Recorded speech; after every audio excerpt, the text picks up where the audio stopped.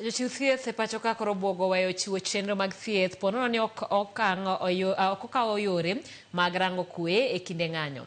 Kaka jafwambo marwa Nyakidi lero, jotend riwruoge jochiw thieth mag KMPDU kod kuko oywago teko mathoth ma obila tiyogo kuom jochiw thieth machiwo thieth mapiyo e kinde ng'anyo.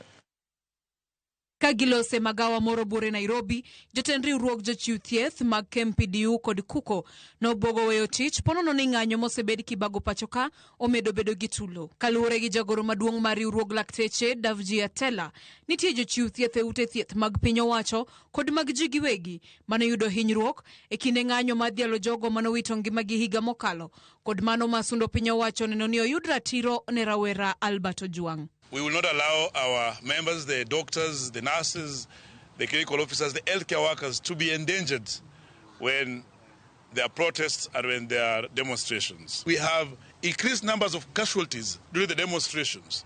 There were over 200 reported cases in the public facilities, and in around that about 7 doctors also were injured in that particular protest. Some who are offering services in the, to the demonstrator in the city, and some of them who are managing the ambulances. So these are realities.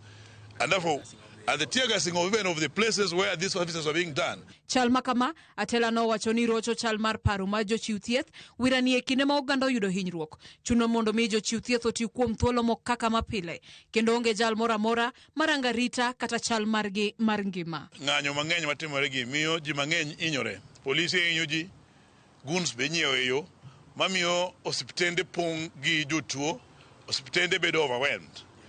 We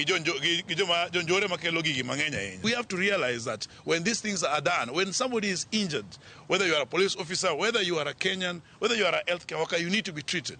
And if this is overwhelmed, there's no place where we'll run to. E kindego, jotend riwruoge KMPDU kod kuko okwedo tim mar obila tiyo gi teko mathoth kuom jochiw thieth machiwo thieth mapiyo ne jong'anyo kod bayo negi iro malungo wang'. Dalo demonstrations gi kata jodakteche kata jothieth the hospital Ramogi.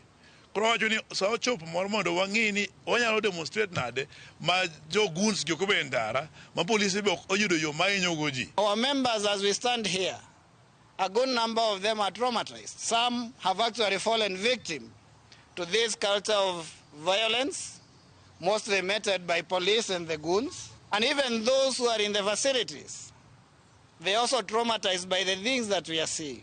And that is why we are saying that it is time for introspection, because sobriety is needed. Gijiwo jatend piny William Ruto kod josiasa mondo mi oyie twak kaka achiel kuom yore mag neno ni okenge makare manyalo konyo nyayo kwe pacho ka oyudore. Wirani mano bende biro konyo bero sekta mathieth. We call upon the leadership of this country to sit down and rethink.